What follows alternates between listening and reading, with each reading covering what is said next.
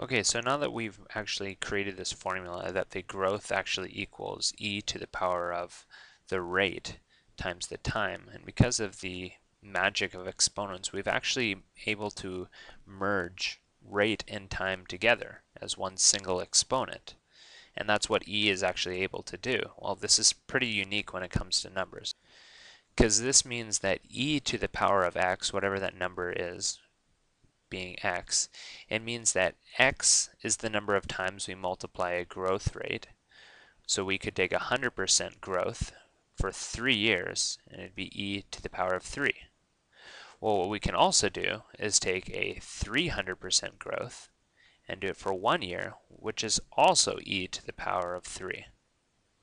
So there is no difference between taking 100% growth for 3 years or taking a 300% growth for 1 year.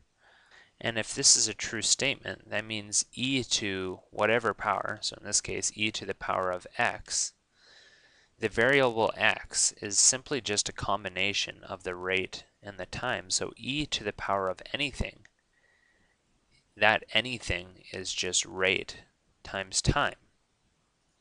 So once again, we see that when dealing with continuous compound growth, 10 years at 3% growth has the same overall impact as 1 year of 30% growth and no growth after that. Now, this is true because 10 years of 3% growth means that there are 30 changes of 1%. And these changes happen over 10 years, so you're growing continuously at basically 3% per year. And on the other side, one period of 30% growth means that there are 30 changes of 1%, but it's happening in a single year. So you grow for 30% a year and then you stop.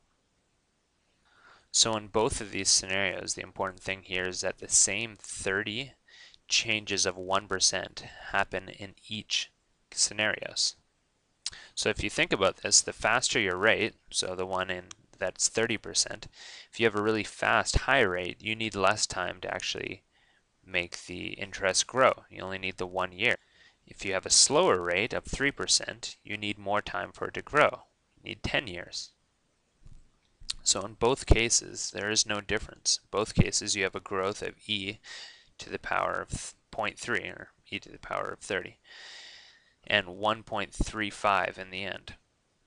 Sorry, that's e to the power of the rate times the time. So it might be a rate of 30% times 1 year, or a rate of 3% times 10 years. Either case, you end up with e to the power of 0.3, which is 1.35. Of course, we're impatient people and we prefer just to have shorter periods of time where we see a larger growth, but at least E shows you how it doesn't actually make a difference in either scenario, as long as your rate and your time multiply to get to the same number. So in general, we can say that this is the equation for our growth, that it is E to the power of x, where x equals the rate times time, and this could work for all scenarios, even in situations where you have decreasing rates or perhaps even a negative rate, where you might be decreasing in your growth. Now this is significant as you look at different equations that involve the natural number e, and in general you might say that y equals a times e to the power of rt, which is the rate and the time. So you might see an equation that says y equals 2e to the power of 0.5. And all we can say about this equation is a few significant things. One, 2 is our principal. It's the number that we started out with. So we didn't start out with $1, but we started out with $2. The other thing we can say is that 0.5 is also significant. The 0.5 is our rate times our time.